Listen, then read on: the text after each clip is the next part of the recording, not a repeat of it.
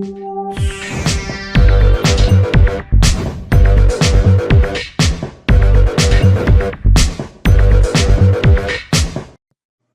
everybody, welcome to Tarot Insider. I'm Dax Carlisle, here with my fabulous co-hosts Ruth, Ablan, and Susanne Warnett. How you doing, ladies? Hi everyone.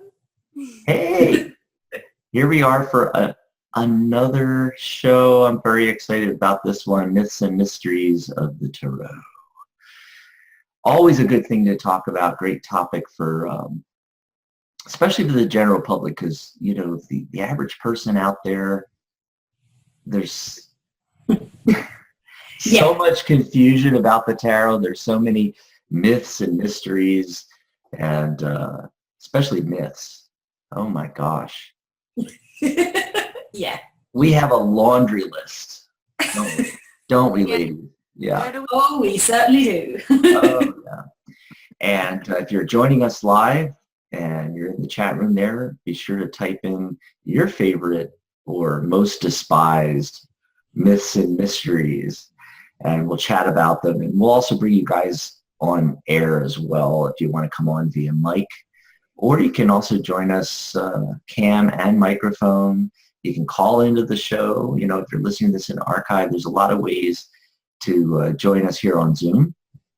And there's a chat room as well. So just want to let all the new people know our new platform here. This is really exciting. And we've already had 2 shows. We had our premiere, and then last week we had Janet Boyer on, and that was a hoot, wasn't it, ladies? I love Janet. She's crazy. She's probably the only person I've come across that makes me look sane and boring. I just love her. Yes, we're going to have her back, and in fact, she's going to do a private interview for the Tarot Guild members only, and she's going to do a workshop, and we're going to be asking all of our guests that join us to, you know, do a private interview and do a workshop live using this same platform for members only, members of the Guild. So if you don't know about the Guild, go over to tarotguild.org and check that out. Susanne, can you pop that in the chat room for everybody? I certainly can. Although I think everybody here already knows about the Guild, but in case there's a few new people, I'll type that in, www.tarotguild.org. All new. It's all new. We've been revising the website. It's a long renovation process that I'm going through right now. Just today, we finally got the SSL set up. Woo-hoo! Yeah.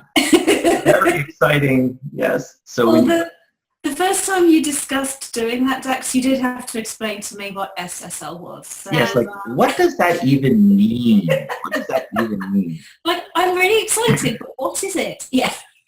Yeah. But well, when you go to the Tarot Guild website right now and look in your address bar, you'll see secure https://. And you need to have an SSL if you're going to use certain payment gateways and to make everything secure on the website.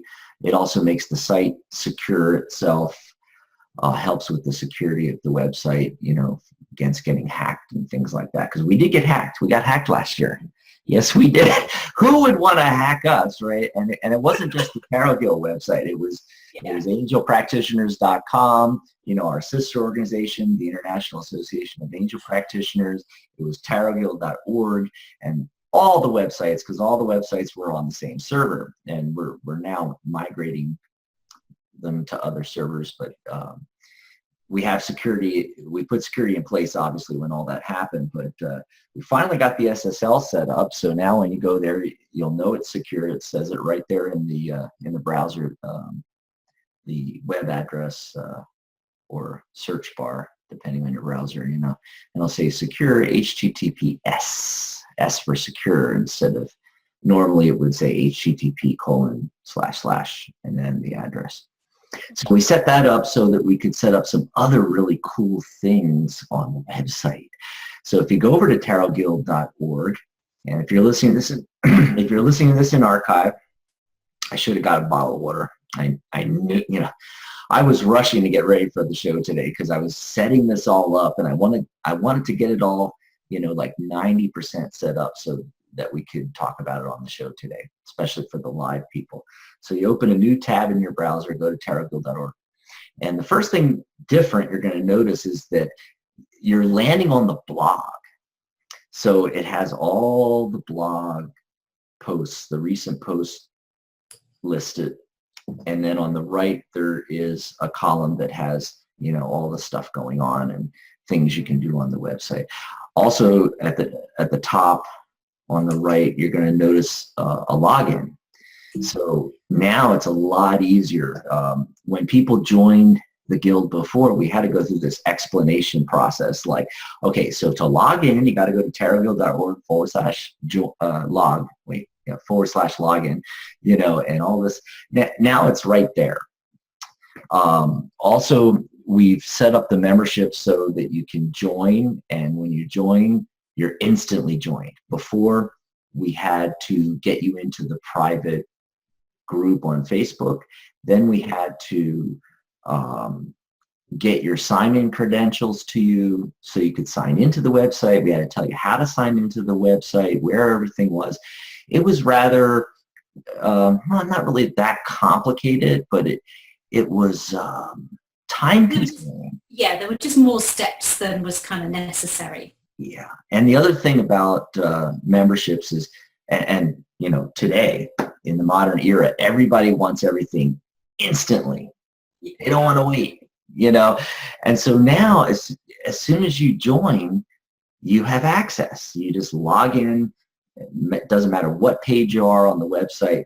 That's why I got rid of the static front website, and now it takes you to the blog, because it would have been a lot more complicated to install a login on the front page. And, it's like everything that's on the front page is on the right side column of every other page anyway. So it seemed like an extra step there too, so I was like, okay, let's just get rid of the front page. Takes you right to the blog. You see our newest blog posts first.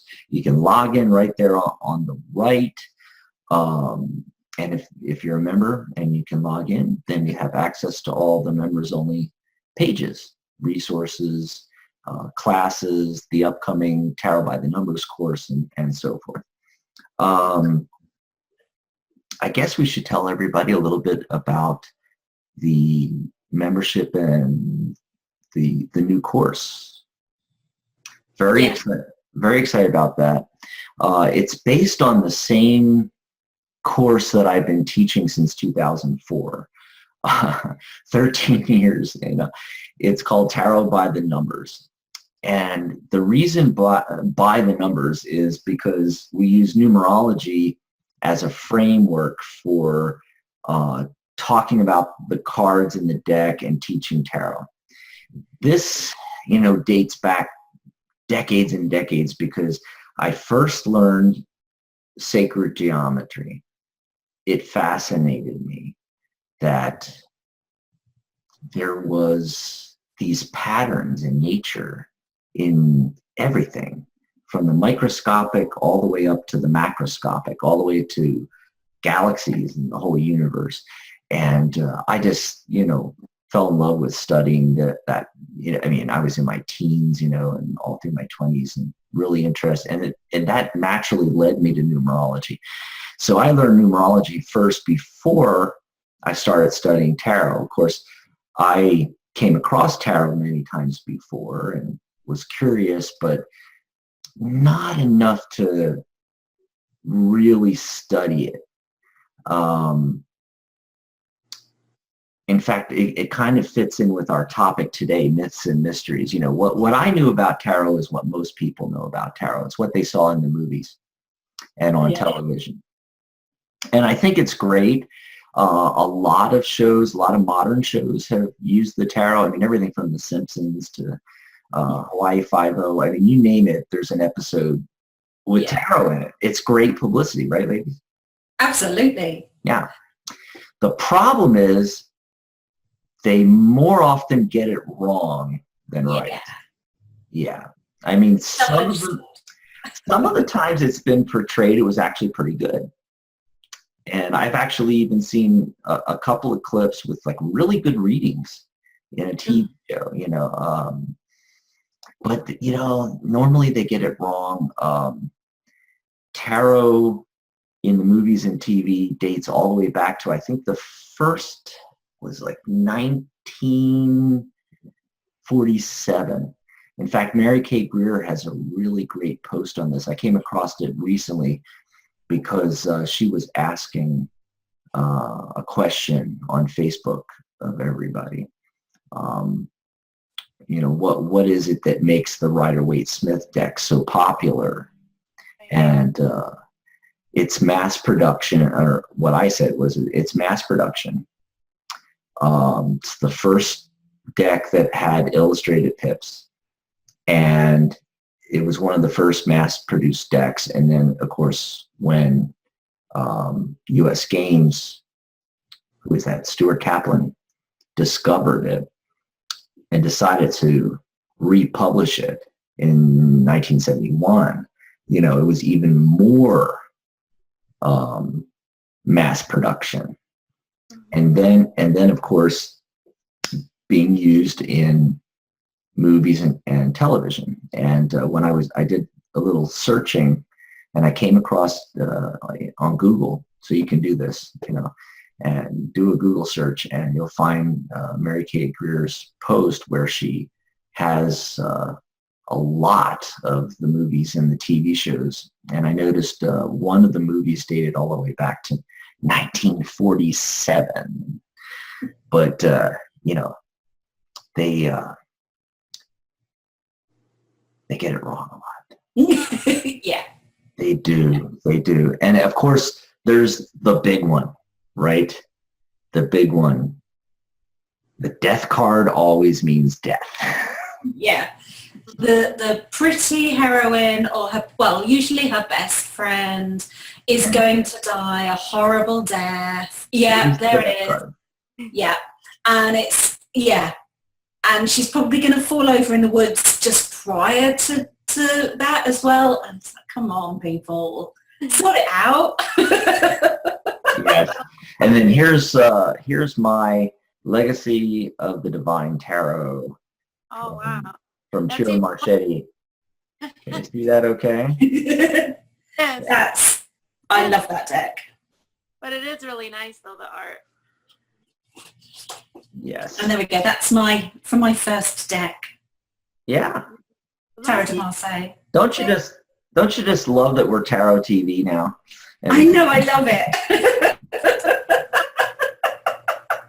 I can't hear Ruth. What were you saying, Ruth? Let me see Suzanne's death card. There we go. Mm-hmm.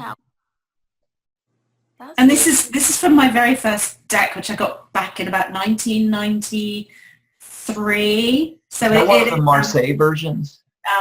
Yeah. But one of the things that I like about the death card is the different ways that he is portrayed.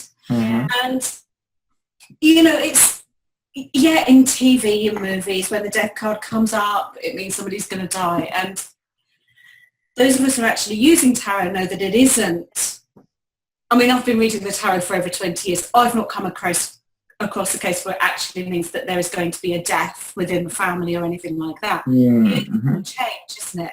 And the different artists depict that change in different ways. And that's one of the things that I actually quite love about the death card. It embraces my inner goth. If I'm looking for a new deck, I always look to see what the death card is like and see if it's something I can relate to. Mm-hmm. So I know other people, they look at the Fool card or the Novice card or whatever. But for me, it's always the death card, because I think if you can't get that message right visually, then the chances are I'm not going to get on with the rest of the deck. But that's probably just me.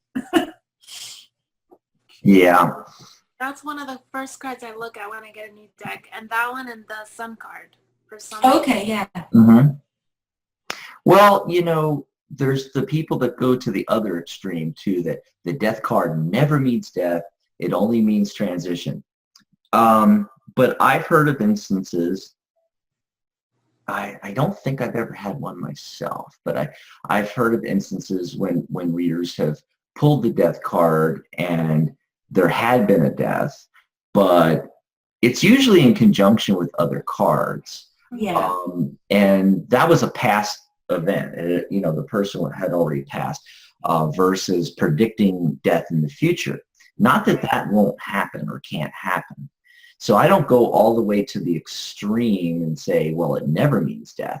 But, from the media, it always means death. And so that is one of the big tarot myths. Usually there should be other cards accompanying it, such as the Three of Swords, the Ten of Swords, things like that, if it's really going to predict actual death. And of course, if you're new to tarot and you're going to read for clients, you never hit them with that like that. You have to couch it in other words, not as a warning, but more as a keep an eye out for this. It's the same thing if you got cards that might indicate, like I mentioned, the Ten of Swords. That could refer to back surgery, for instance, especially if, say, the Knight of Swords or the King of Swords is what I was thinking of. The King of Swords is with the Ten of Swords, But we're not supposed to. We can't legally sort of diagnose illnesses. That's the word I was looking for. Diagnose illnesses, anything like that. So when you're talking about something like this, you might say, you have an issue with your back. And as far as giving them advice, it'd be something like, you should see your primary care physician and ask them about that. Maybe get an X-ray or an MRI. You never say, oh my God, you're going to have back surgery in 2 weeks. And according to these cards, it's not going to come out too good. Oh no. Yes. Yeah. Similar feeling when you're in the middle of an OR, the operation room, and the doctor goes, oops. Yes. What's Exactly. Yeah. Yeah. You got to put yourself in the client's shoes. Yeah. Yeah. And I would never predict something from one card. I'd have to have multiple cards, and then if I thought something like that, I would have to draw more cards and confirm. I never make any kind of prediction or talk about a situation based on a single card. Like you get the Empress card and, oh, someone's pregnant, Yeah. Well, usually they're supporting cards if that's the case. Right. Rather than going off one card, right? Mm-hmm. Absolutely. And I think as well, that's probably one of the biggest myths, I think, around tarot, is that we can tell everything about you from one card. Oh my God. And that we are all seeing and all knowing. We may pretend to be, but it's about looking at the bigger picture. It's like saying, well, on Wednesday you're going to hurt yourself, but actually on Wednesday there's going to be a series of events that leads up to that, and actually you're not going to hurt yourself. You're going to bump into a new client or something like that. So you can't just look at the tiniest little detail and extrapolate from that. You have to look at the bigger picture. But from leading on from that as well, it's like, yeah, we can predict the likely future outcome, but the future's not set in stone. And actually, we have free will. We have free will. That's one of my biggest bugbears. You were asking Dax about the myths that There's another myth. like. And it's the fact that, if I say I can see something potentially does happen, So if you want to make it happen, these are the steps you could take. If you want to make sure it doesn't happen, these are the steps you could take.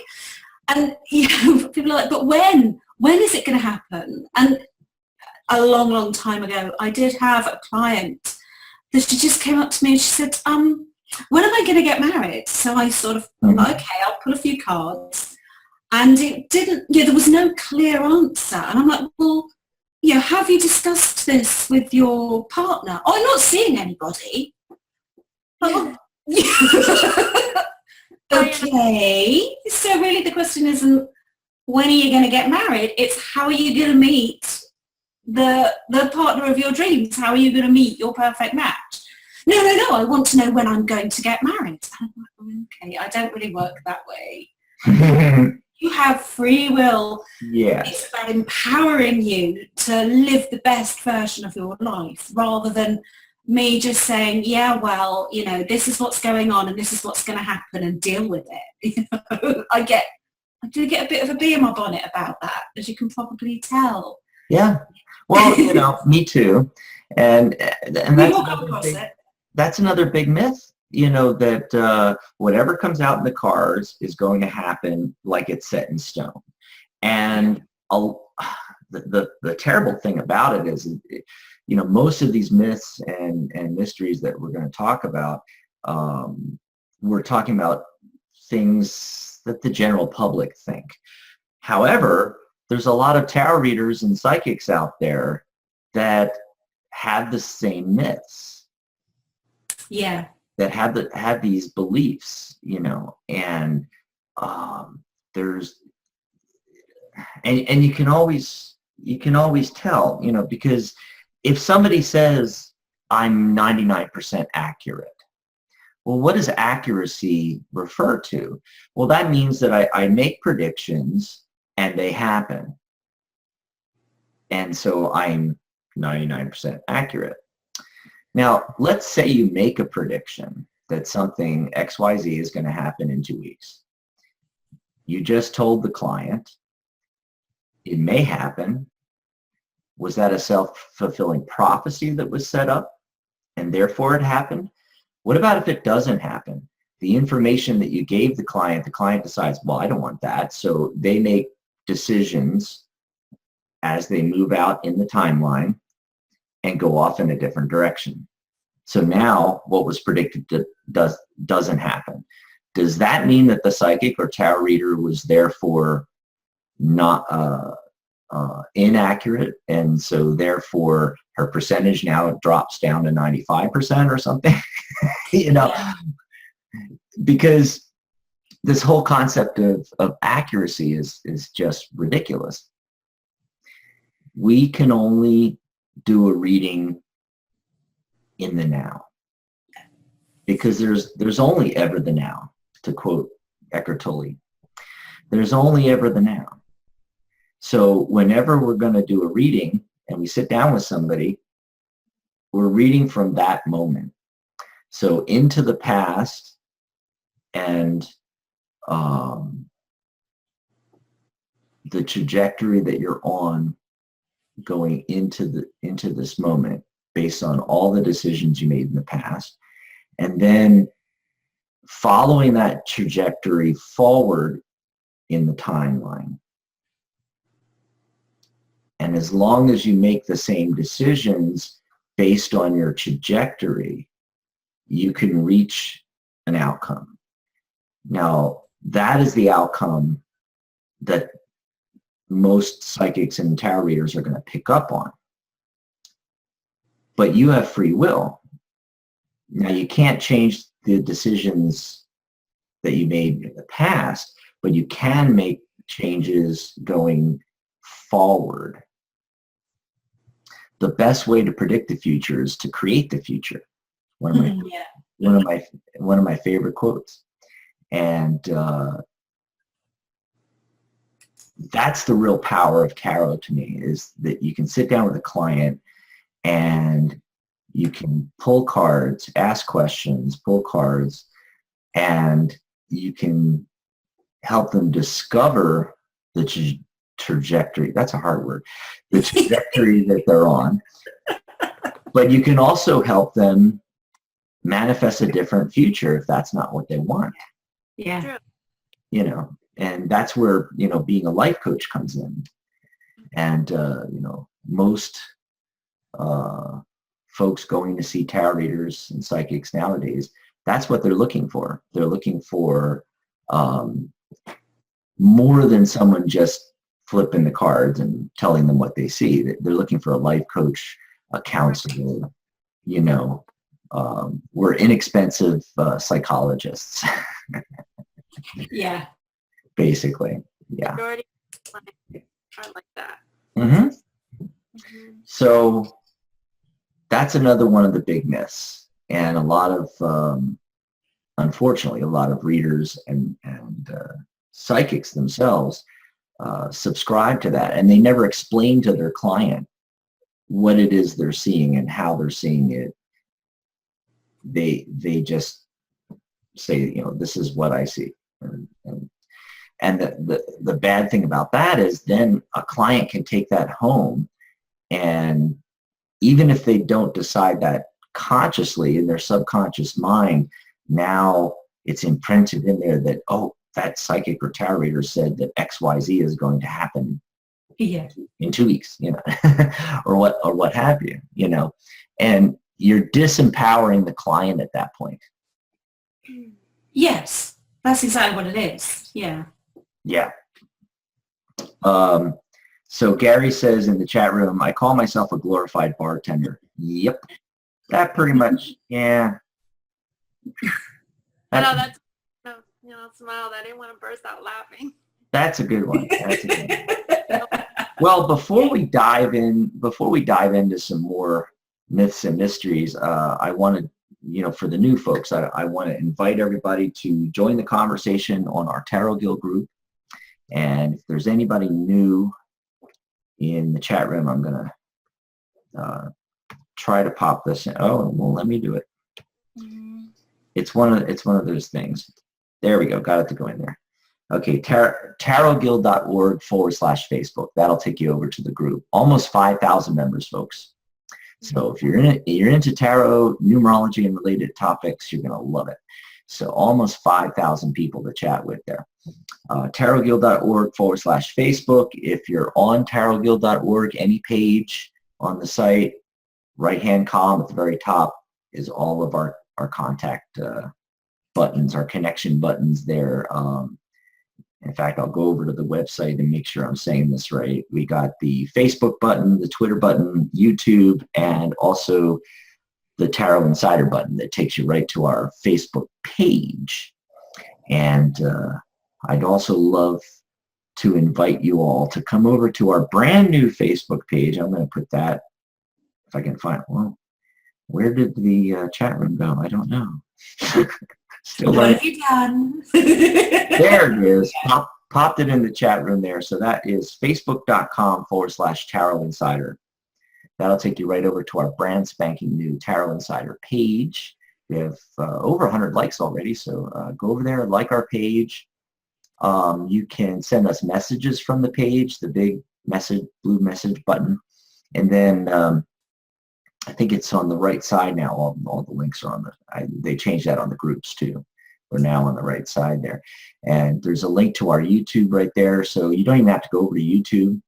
Right from our page, you can click YouTube and see our past shows and other content that we're popping up there, our posts and so forth. All there on the page. Also, we'd love to invite you to join the guild as well. And that's what you'll find when you go over to tarotguild.org/join. tarotguild.org/join. And it's all explained there on the, or if you're on tarotguild.org, just click join the guild. And it's all explained, a little bit about our history going back to 2004. And we're an organization to provide education, resources, networking, professional services, and community to tarot professionals, students, and enthusiasts everywhere. So some of the things you get with the membership, obviously your certificate of membership, of course. Members only Tarot Insider broadcasts with free readings. So you can join and you can come to our broadcast like this. These are our public ones, but we have private ones just for Tarot Guild members, and you can get readings in there and you can learn about tarot and numerology and so forth. We have exclusive member-only interviews. I mentioned that earlier. So our guests like Janet Boyer last week and all of our upcoming guests, they're going to do private interviews. So we'll have the public interview here on Tarot Insider. And then for our Tarot Guild members, exclusive private interviews where you get them all to yourself, so to speak. Yeah.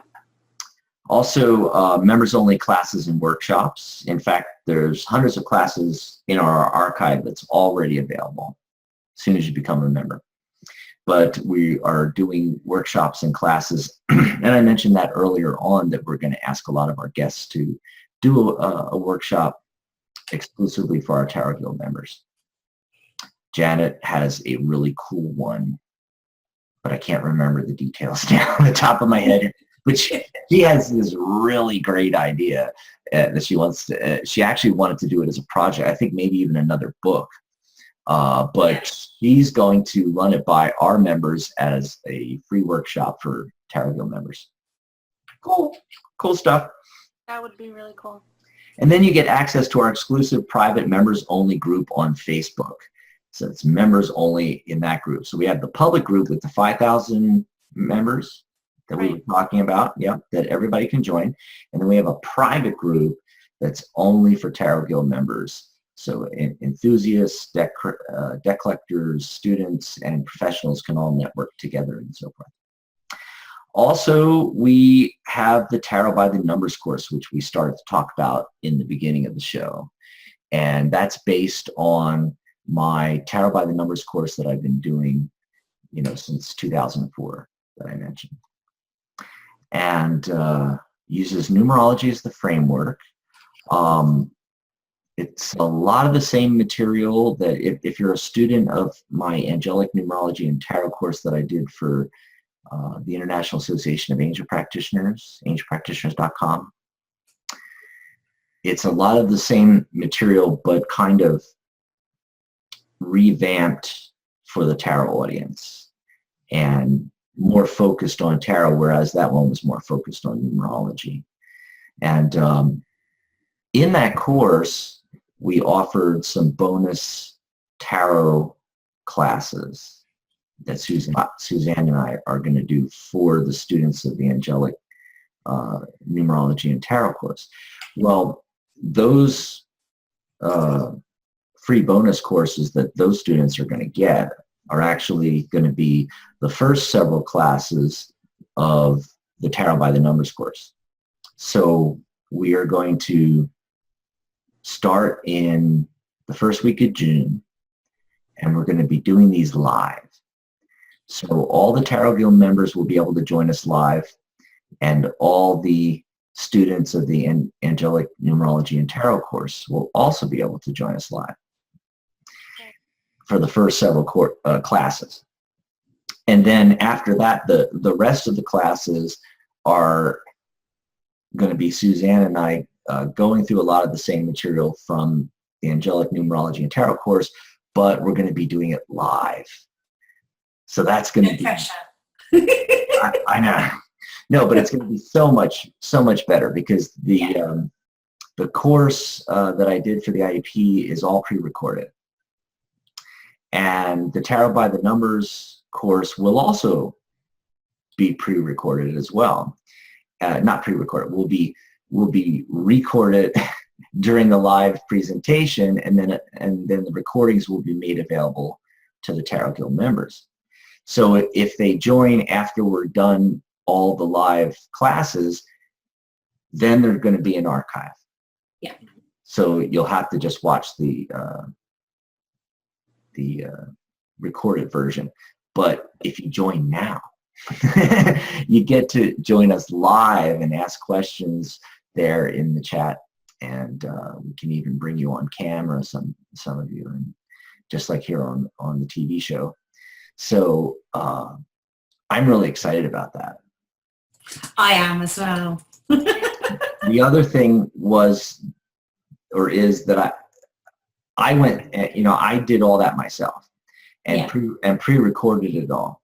So now I'm going to get the benefit of Suzanne's input on the material, both from your knowledge as well as if it's something you're not as knowledgeable about, like in some of the numerology, then you'll be able to ask questions while we're going through the material, and Yes. that'll benefit everybody. Yes, because I do tend to ask the questions that, from what people have said, they're thinking. Right. I have a theory that question is too stupid, so I go ahead and ask it anyway. Yes, but you're going to be able to also put in all of the information from your vast knowledge of having done tarot for 20 plus. Well, I won't reveal the number of emails. I started when I was a baby, obviously. Apparently so. Yes. So for those that join the guild a few months from now, they'll be getting them as recordings. Now, we will be doing live teleconferences with the students that join later. So you'll still be able to join us live and ask questions and so forth like that. Yeah. But it's really cool if you can join us live during the actual classes. So basically that's, a lot of the membership, especially for newbies and students and enthusiasts, what we're providing with the Tarot Guild membership. Now for professionals, there's a lot of additional benefits such as discounts on certification and other offerings. We're bringing certification back this year, and it's going to be $78 for non-members, but it's only going to be $47 for members to get certified at each level. So that's another benefit of being a member. We are also going to do professional networking, audiovisual teleconferences on Zoom, just like this, for professionals as well. So we'll have the student ones, and then we'll have the professional ones. You're going to get listed on our website, listings for professional members, license, limited use license for our logo, recommended site badge, professional member badge, certification badges for those that get certified, and so forth. You also will get priority for appearances as a guest on these shows, Tarot Insider, to get your name out there, so to speak. Also, you'll get your own blog on tarotguild.org for the professional members, and your own web page, tarotguild.org/your page, whatever you decide to name it.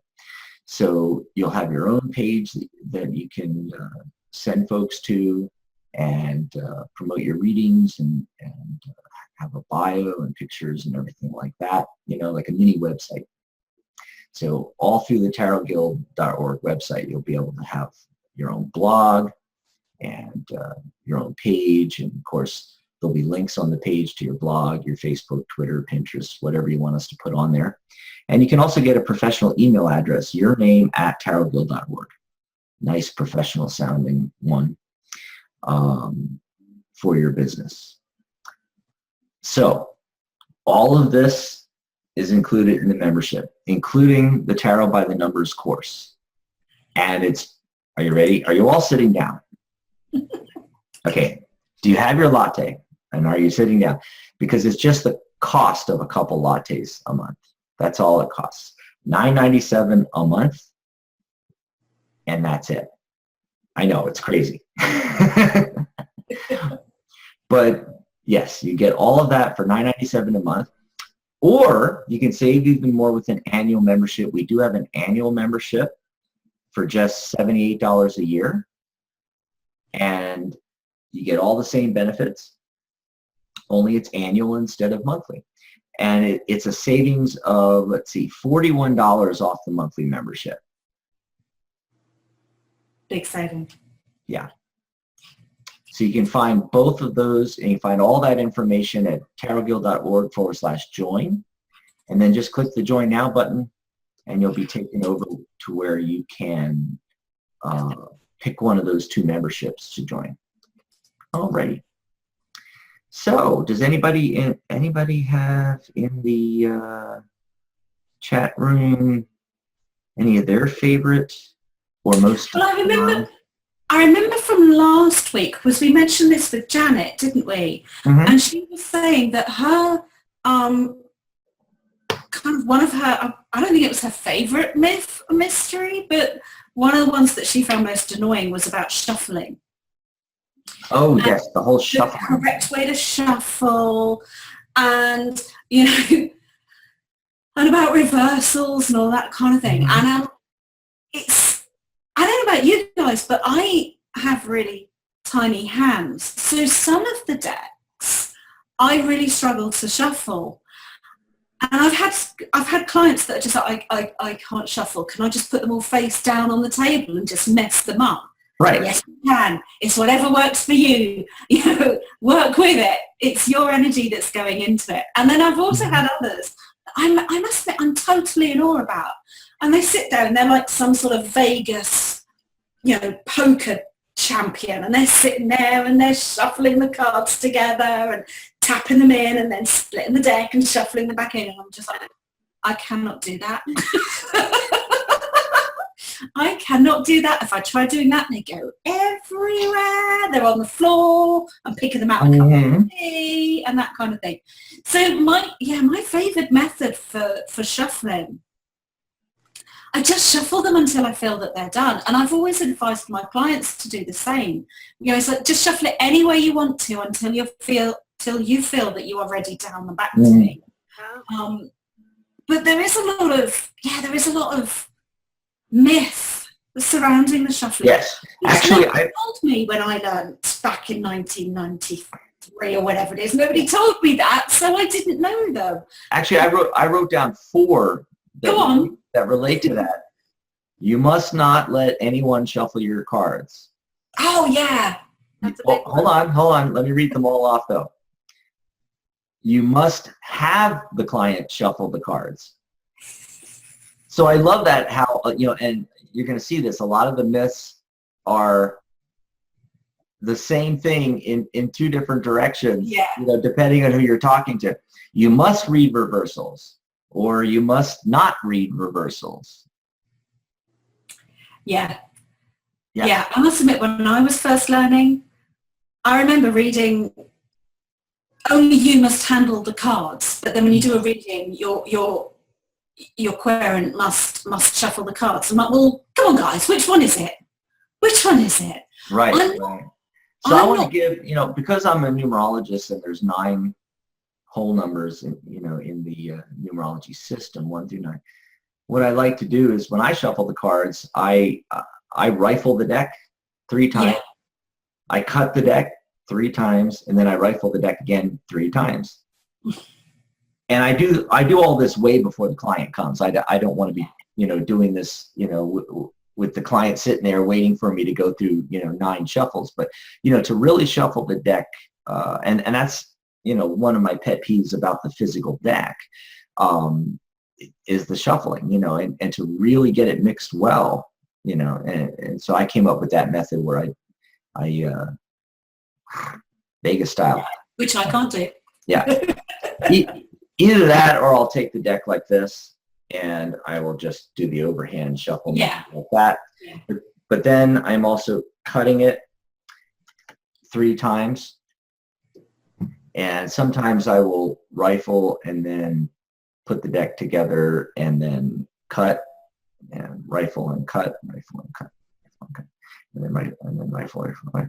Anyway, then I call it the chaos method when, and you really need a spread cloth or an extremely clean table. Otherwise, you're going to, over time, really damage your cards or at least get them really dirty. So have a nice clean tablecloth or a clean table or a spread cloth, as they call it, laid out on the table, and you just push all the cards out into a big circle and just move them all around and then pull them in until you get back to your deck, so from chaos back to order. I call it the chaos method.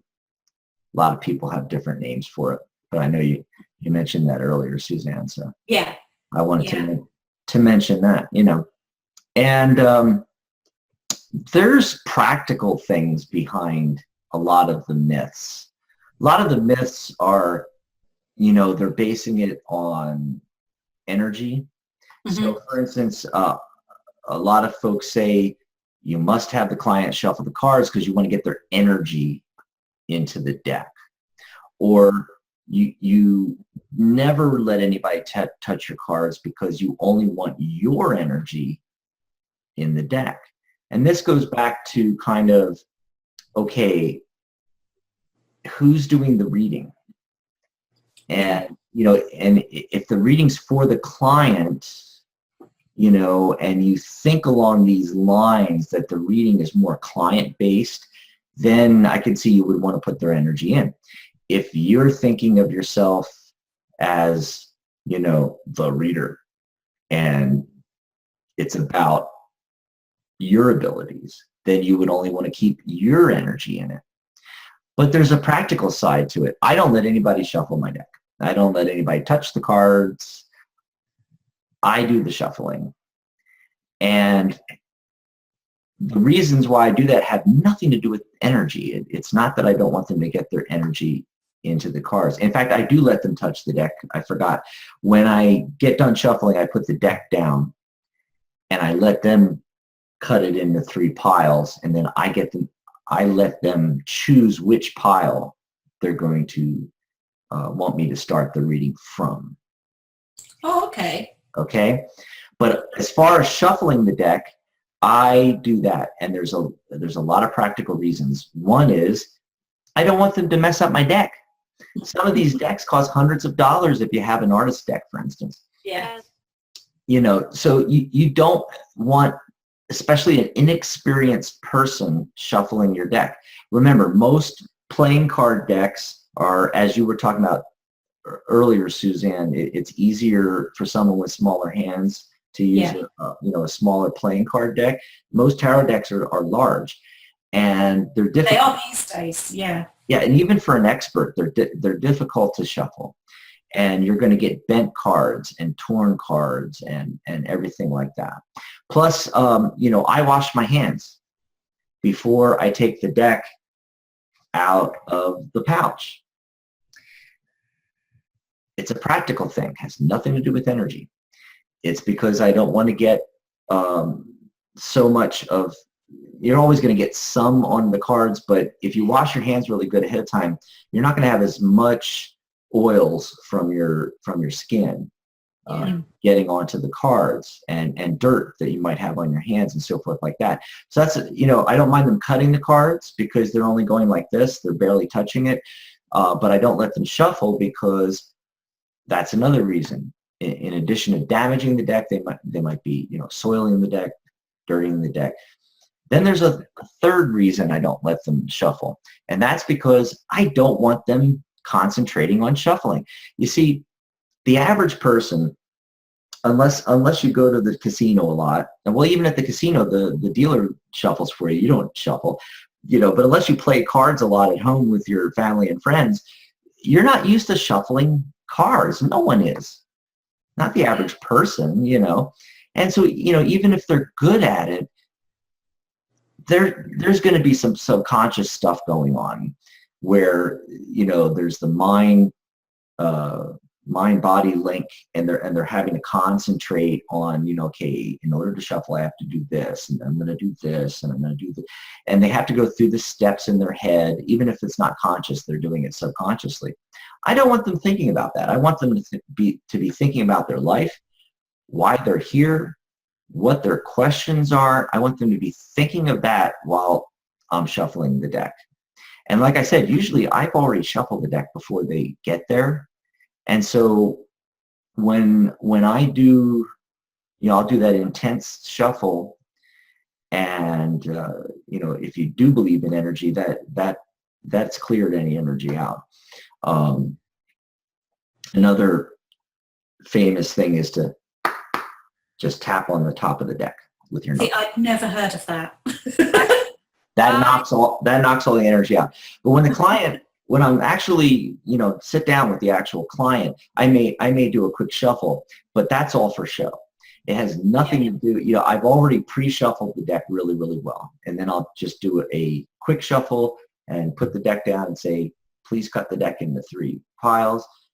Now pick a pile. And they'll pick a pile, whichever pile they pick. I pick that one up and put it on top of the other cards, reform the deck, and I start taking my cards off the top. So the reasons why I do all this stuff is practical reasons to keep my deck in good condition, because they're expensive. I mean, yes, you can get inexpensive decks, but even if you're spending $10 on a deck, it's money. And the other thing is that this is your tool if you're a tarot reader. Just like a mechanic would keep his tools together and clean, and would take care of their tools, or a carpenter, or anybody that uses tools. This is your tool. Okay, and so that leads us to another myth. You must have the deck in a silk-lined pouch and or a wooden box, or they'll say it must be in a silk-lined pouch, and that pouch must be in a wooden box. Yeah, I've heard that. Now, there's from an energetic point of view, silk is the closest wound fabric, and especially they always say you want the interior, what touches the cards on the inside. It could be anything on the outside, like my colorful kitty one right here. Love that. A friend of mine brought that back from the reader studio. I talked about that a couple shows ago. But preferably black on the inside. Black absorbs energy. As you know, black absorbs light. Well, from an energetic point of view, it absorbs energy, and the tight, between the black color and the tight woven silk, because silk is so thin, that the weaving is the tightest of any cloth, and so that will prevent the energies from flowing from the outside world to where your cards are when you're storing them. To me, that is a complete myth. However, if there's no reason why not to do that, if you so choose so. But if you choose to do so, but there are practical reasons. By keeping it in a tightly, any fabric that's tightly woven, you're protecting your deck from ultraviolet rays. You're protecting it from dust and anything else that it might come in contact with. So there's practical reasons to use a pouch. However, you can accomplish the same thing by putting it back in the box that it came in. Yeah. It doesn't have to be silk. Yeah. It doesn't have to be it doesn't have to be a bag. It doesn't have to be a silk-lined bag or a wooden box or anything like that. Yeah. Yeah. So what I find is a lot of these myths are just that. They're total myths. They're not true. However, there's practical sides to some of this stuff. So I remember I did a post on Facebook, and Maria put in her big myth, which I think is probably the biggest one for everybody. And that is that either tarot is evil. Yeah. Like how you added the pinky at the end. Or tarot is from the devil. Yeah. They used to call it the devil's picture book. Yeah. Complete myth. Tarot has absolutely nothing to do with evil or the devil. In fact, a lot of practitioners of tarot don't believe in that system at all. I'm an atheist, even though I'm a witch. Yeah, exactly. Well, even if you're not an atheistic witch, witches and some witches and pagans, do have a system of deity. Yeah, But most of the time, it does not include the Christian. belief in a devil, right? Yeah, exactly. Absolutely. Yeah, there is no God, there is no devil in the Christian sense at all. Yes. Most pagans are, they'll worship a series of deities. They will worship, from a certain pantheon. You might be sort of Roman, you might be Greek, you might be Egyptian, you might be Norse, you might be Celtic. But the devil features nowhere in there. The devil as a concept only really features for Christianity, which is one religion out of hundreds on the planet. So yeah, the fact that it's evil, I always, people say, oh no, you go to hell. My mum did get told by one of the chaps that she goes to a coffee morning at one of the local churches. Even though she's a witch, they're still very welcoming. She's kind of a Christian witch. That's a whole different show. But, one of the chaps said, oh, your daughter's going to hell because she reads the tarot. And she's like, my daughter has probably helped a lot more people than you have by using the tarot because she helps to empower them. And I always think if it's that wicked, my Catholic great-grandmother wouldn't have done it. She also wouldn't have done palm reading, tea leaves, Ouija. She wouldn't have been a medium and all that kind of thing. It's like any skill or gift. You can use it for good. Right. You can use it to hurt people. But a lot of it comes from, and without going into a lot of detail, a lot of it does come from the fact that the church, the Christian church in Europe certainly wanted domination over a lot of the skill sets that the witches and the tarot readers were offering. And quite often in these processes, the part of the ritual would actually be quite Christian because the tarot readers, they were all churchgoers and blah, blah, blah. It wasn't like today where we have dozens of religions surviving in every country and certainly in the Western world. I think back to, for example, the time of Elizabeth I, which was famous for its witches and its tarot readers. You could find a soothsayer or fortune teller on every street corner in the city of London, that kind of thing. But they were all Christian. They were all God-fearing people. They went to church religiously, if you'll excuse me. And I got something. Yeah, go on. I got something about that. The fact that most tarot, well, maybe I shouldn't say most, but I mean, a lot of tarot decks have Christian symbolism, especially the most famous deck, the Waite-Smith deck. And a lot of the other more modern decks are based off of the Waite-Smith deck and have kept the Christian symbolism. Yeah. So how can it be against Christianity and it has Christian symbolism in it? And folks, it's just a deck of cards. It's the magic is up here. This is just paper. It's cardboard. Yeah.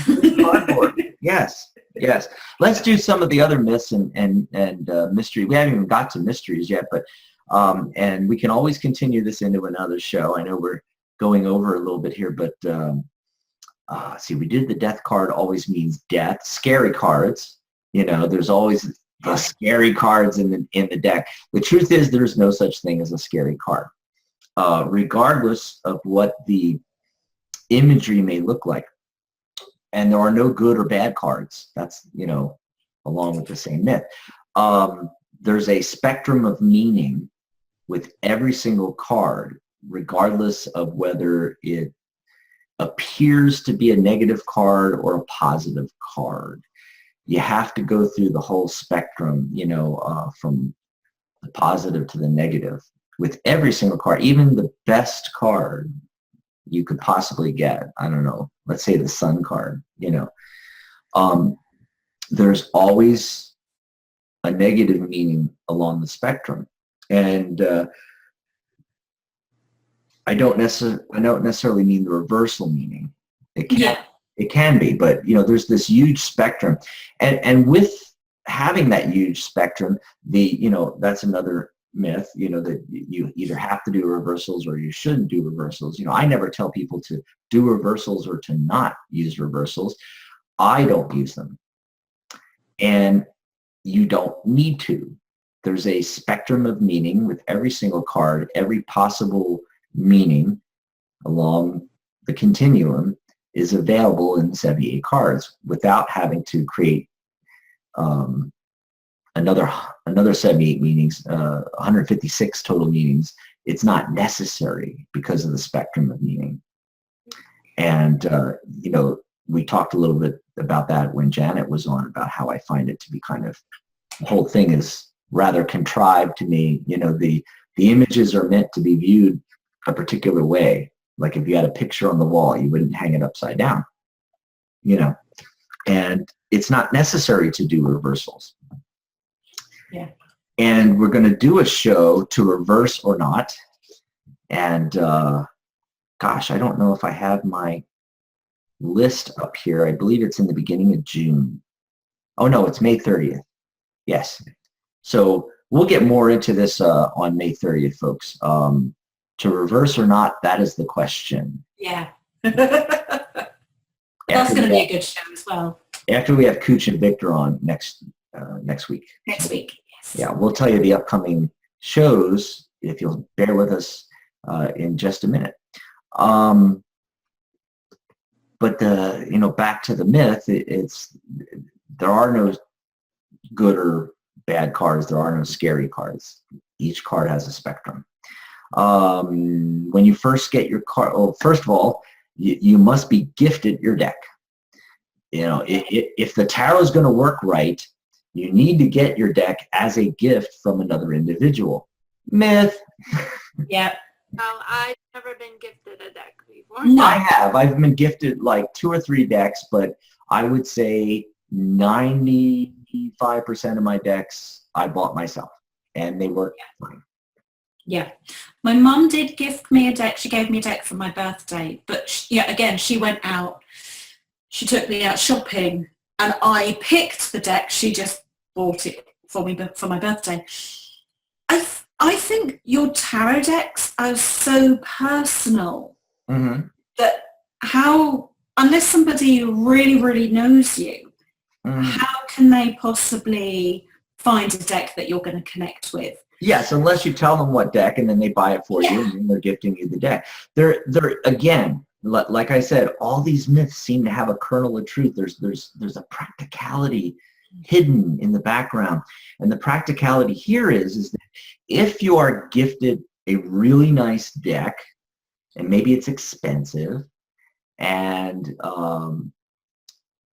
they bought you this deck for your birthday or an anniversary or some special occasion, and it comes from somebody near and dear to you, like you said, your mother bought you this deck, or your significant other bought you this deck, or something like that. You're going to revere it more, and you're going to take care of it more, which takes us right back to putting it in the silk bag and the wooden box and everything like that.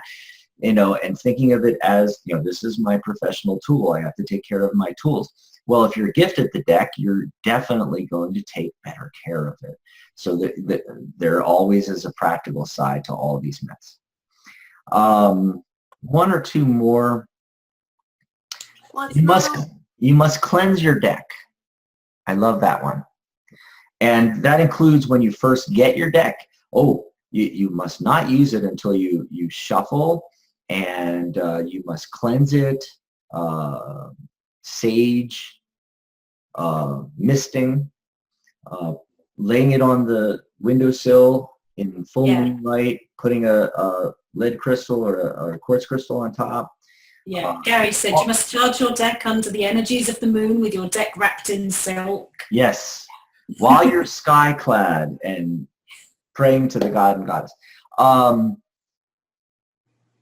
There's a practicality to every single myth. A lot of the rituals with cleansing include going through the deck. Yeah. And that actually is good because you're going through and you're making a connection to the different cards and so forth like that, and you're studying the imagery and everything like that.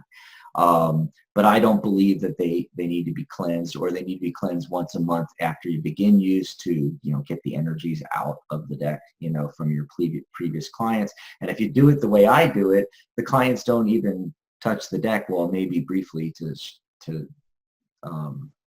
what did I say? To cut the deck. To cut the deck, yeah. My mind is blank. Having a senior moment. Yeah. I wish those wouldn't happen on TV. Anyway, yeah, cleansing the deck. Gosh, there was something else that goes along with that. I can't think of it off the top of my head. And and my last and big one for me, this is my favorite one, or maybe most despised. You must use a physical deck to do a reading. If you use a digital deck or an app, you're cheating, or it won't work. Yeah. Usually because of the previous myths that we've just talked about. Well, it needs to be physically held by the client in order to imbue the energy for the reading. Okay, well, I'll hand you my phone. Anyway.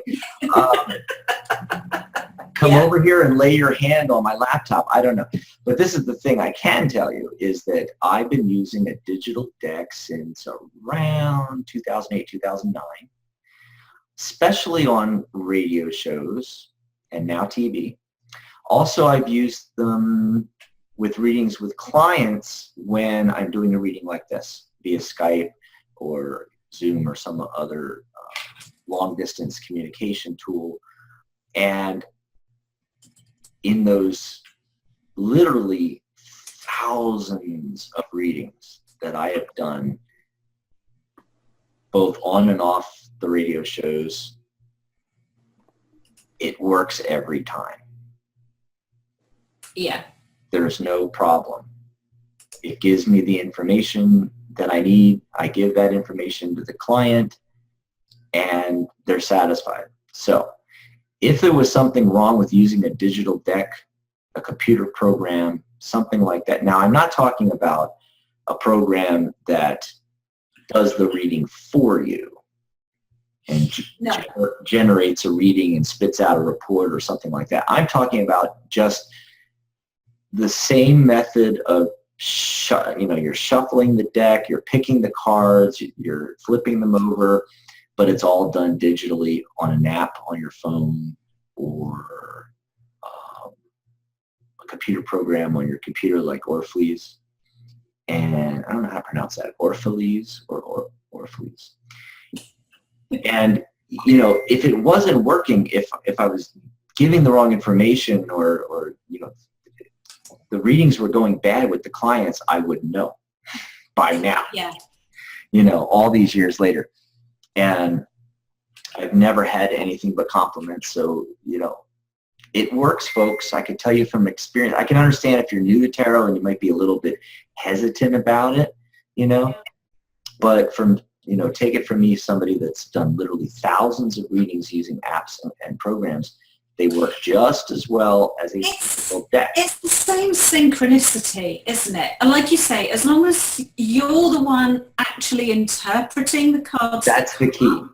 Yeah. I don't have a problem with that. And I know a lot of my other tarot friends, if a new deck is coming out, this is the 21st century, if a new deck is coming out, we'll launch an app to go along with it. And a lot of my friends will download the app to see how they get on with the cards, to see how the images speak to them and that kind of thing. Right. To see if they're able to work with them.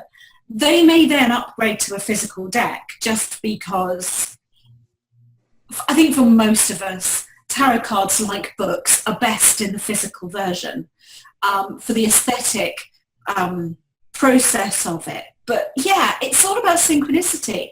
And that really ties in with the shuffling issue and all that kind of thing, and reversals. Mm-hmm. I kind of think it doesn't matter what you do. The cards you need to see are the cards that are going to come. That goes back to the whole thing that we said earlier about not being afraid of the deck because it's paper. Yeah. It's paper.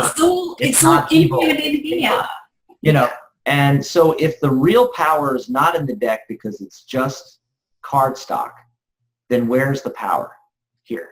The power's up here. Yeah. So it doesn't matter the medium then. Hold on just a second here. I am trying to unlock my phone because I have. Here's the Legacy of the Divine Tarot app. Yep. I highly recommend that one. In fact, the original app had been discontinued, but after a recent show, I was talking to Ciro Marchetti, and he said that there was a new app, and I ran out, and $5.99, I bought it. I bought it. And one other one I want to show you that I also use a lot is the Galaxy Tarot. Oh, yeah. Very, very good app. Very, very good app. Because I very foolishly, when we moved to America, I left one of my tarot decks in the wrong box. And it's in storage in the UK for when we go back home. And it's darn it, I can't remember the name of it, but it's one of the Proud Fairy decks. It's not the Heart of Fairy Oracle, it's the other one. And I said, oh, I can't believe I left it behind. I love that deck. And somebody said, get the app. You can still do readings with that deck. And then when you go back to the UK and get everything out of storage, your deck will be there waiting for you. So yeah, there's a place for tech in tarot, because it's all about synchronicity and it's all about your interpretation of the cards, no matter what cards come out. Which is probably a good point to wrap things up, because I know we are over time. Yes. Everybody has to disappear off. So there are some mysteries that we want to discuss on a future show. Where did the tarot deck come from in the first place? Yes. And there's a lot of really interesting mythologies, that are involved with these mysteries about the deck. And so I wanted to talk about some of the mysteries as well, but we'll save that for another show. So before we go real quickly, bear with us for just 1 second. I want to let you know some of the upcoming episodes, because we've got some really great stuff. And I think 2 weeks from now, when we do to reverse or not, that is the question. Yes. That's when we'll talk about some of the mysteries of the tarot.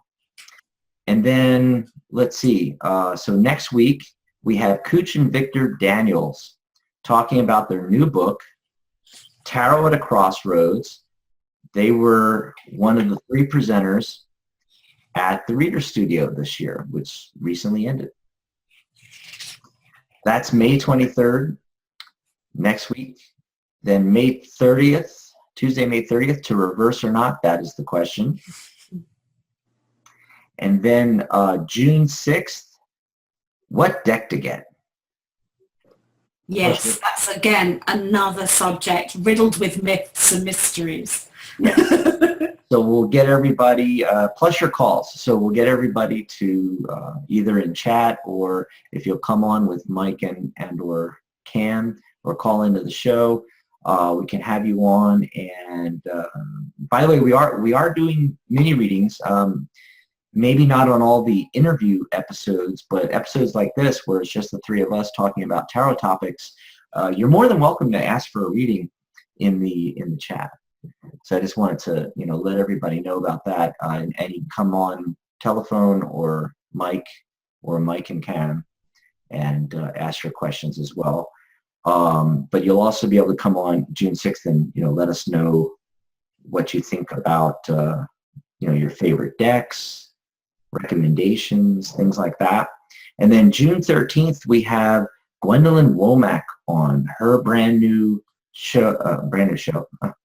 Her brand. Okay, we're gonna edit this part. Yeah. Yeah. We're gonna edit this part. So June 13th, we have Gwendolyn Womack. Her brand new book is going to come out on June 6th. She was busy with a launch party, so we're going to have her on the 13th, The Fortune Teller. And no, it's not another how to read tarot as a fortune teller book, another tarot cookbook, as we used to call them. It's actually a novel, and I love that. We don't have enough tarot. Yes. You know, I love when a storyline from a book or TV or a movie is either centralized around tarot or at least has a tarot reader character in it or you know, something like that, you know. Like Cyndi Lauper on Bones. Oh, just love that. Yes. So that's it. That's the upcoming shows. Don't miss Cooch and Victor Daniels, Tarot to Crossroads next week. It's going to be really good. Yes. Really Good. Yes, and we've got a lot of great shows coming up soon. So that's it for this week. And remember to stop by our Facebook group, Tarot Guild, and stop by our Facebook page, facebook.com/Tarot Insider. And take a look at the new renovated Tarot Guild site, tarotguild.org, and join us as a member over there, tarotguild.org/join, or you can click the join the guild button at the top of any page. And that's it. Awesome. Well, thanks, ladies. It was fun. Thank you. It's been great again. Yep. Thank you to everyone for joining us. Yeah. See you all next week. See you. Yep. Another Tarot Tuesday. Another Tarot Tuesday. Bye, everyone.